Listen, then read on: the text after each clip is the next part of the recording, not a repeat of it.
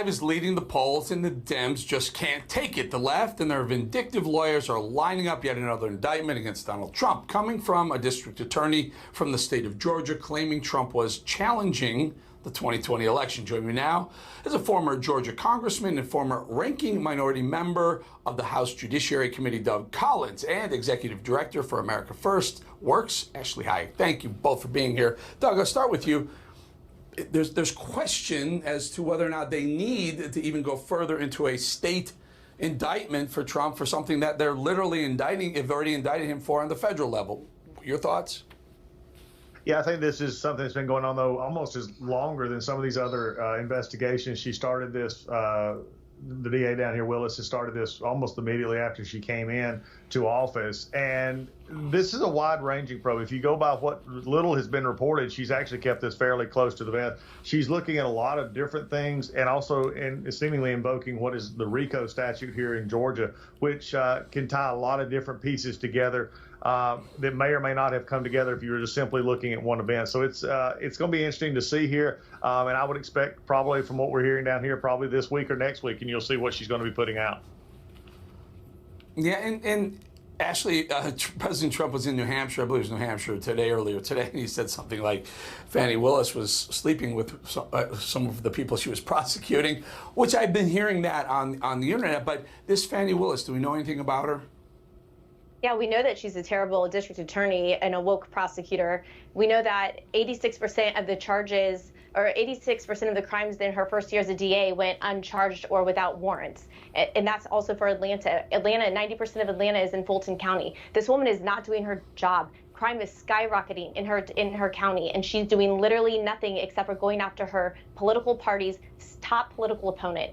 That is why she was put in that position. That is what she's doing today. She's going after teachers. She's gone after rappers. Now she's going after Donald Trump. And the more she goes after, and the more all of these woke prosecutors go after Donald Trump, the better he's going to do, because the American people can sympathize with what he's going through right now, and they are not having any of it. Doug, another district attorney who seems to care more about putting criminals back in the street than putting them behind bars and going after a former president. Is Fani Willis yet another one of these Soros-funded DAs? I'm not sure. I don't know about that. Is she?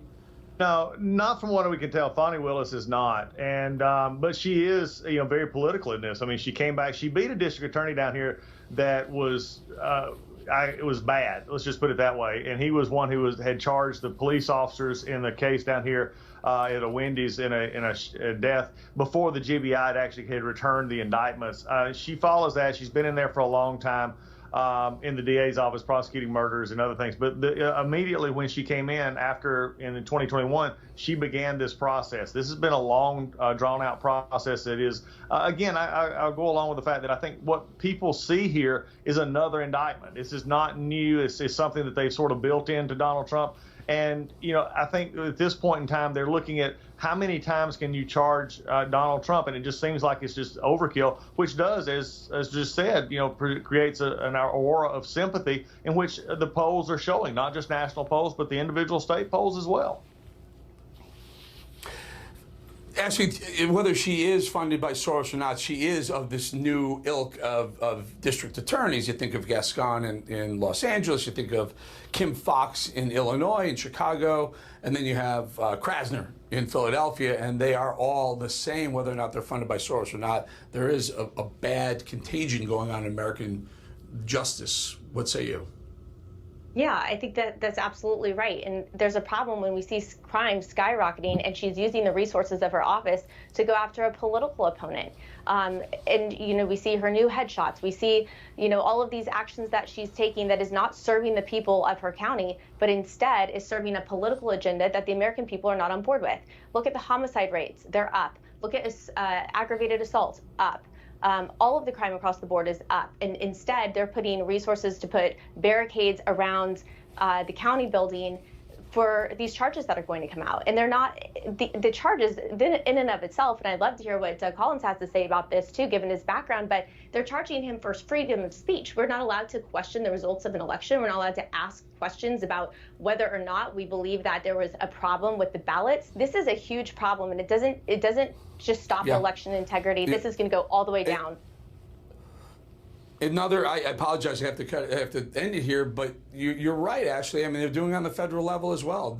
On the federal level, they're charging Trump with a conspiracy to talk to people about what he felt was a stolen election, which is a First Amendment violation. I cannot believe what they're trying to get this guy on. Doug Collins, Ashley Hayek, thank you both for being here.